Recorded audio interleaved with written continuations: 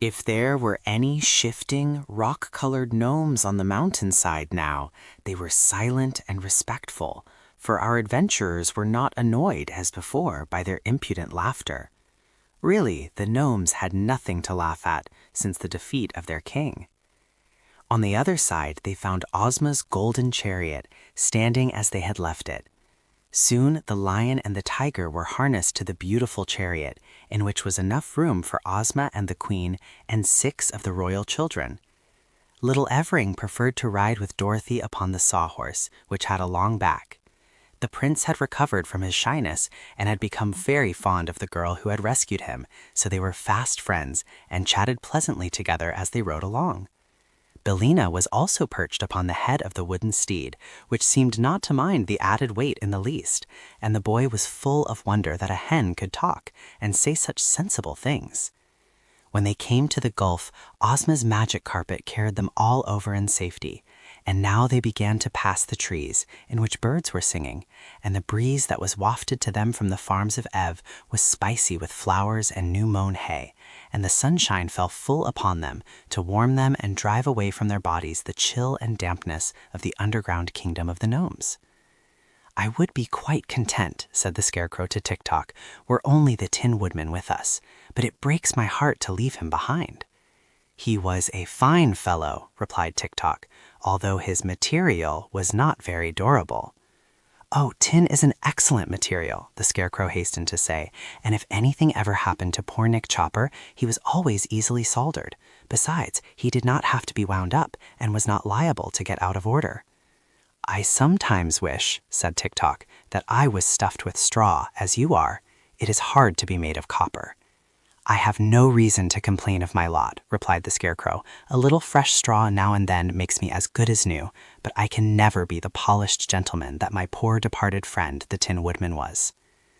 You may be sure the royal children of Ev and their queen mother were delighted at seeing again their beloved country, and when the towers of the palace of Ev came into view, they could not forbear cheering at the sight. Little Evering, riding in front of Dorothy, was so overjoyed that he took a curious tin whistle from his pocket and blew a shrill blast that made the sawhorse leap and prance in sudden alarm. "What is that?" asked Billina, who had been obliged to flutter her wings in order to keep her seat upon the head of the frightened sawhorse. "That's my whistle," said Prince Evering, holding it out on his hand. "It was in the shape of a little fat pig, made of tin and painted green. The whistle was in the tail of the pig." "Where did you get it?" asked the yellow hen, closely examining the toy with her bright eyes. "Why, I picked it up in the Nome King's palace while Dorothy was making her guesses, and I put it in my pocket," answered the little prince. Billina laughed, or at least she made the peculiar cackle that served her for a laugh. "No wonder I couldn't find the Tin Woodman," she said, "and no wonder the magic belt didn't make him appear, or the king couldn't find him either." "What do you mean?" questioned Dorothy.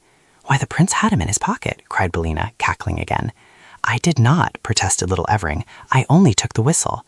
"Well, then watch me," returned the hen, and reaching out a claw, she touched the whistle and said, "Ev."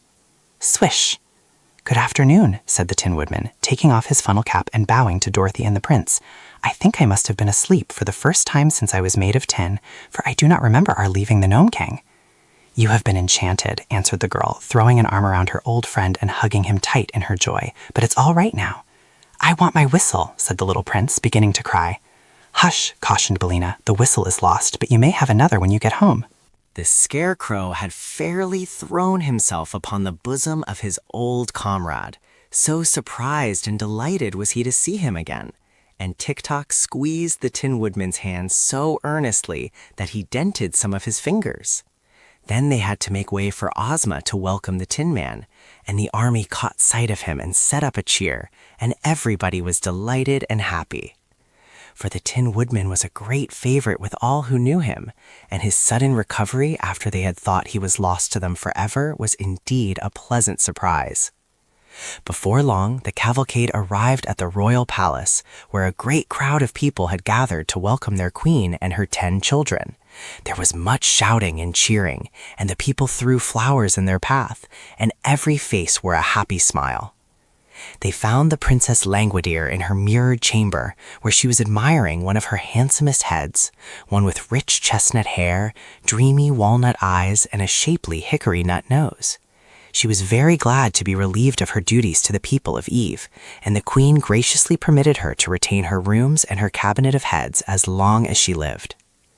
Then the queen took her eldest son out upon a balcony that overlooked the crowd of subjects gathered below, and said to them, "Here is your future ruler, King Edvardo 15th.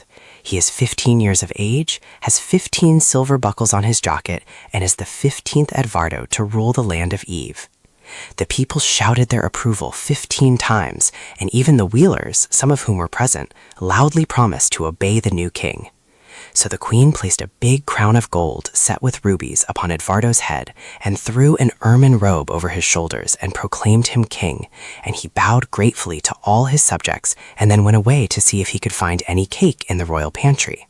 Ozma of Oz and her people, as well as Dorothy, Tik-Tok, and Billina, were splendidly entertained by the Queen Mother, who owed all her happiness to their kind offices, and that evening the yellow hen was publicly presented with a beautiful necklace of pearls and sapphires as a token of esteem from the new king.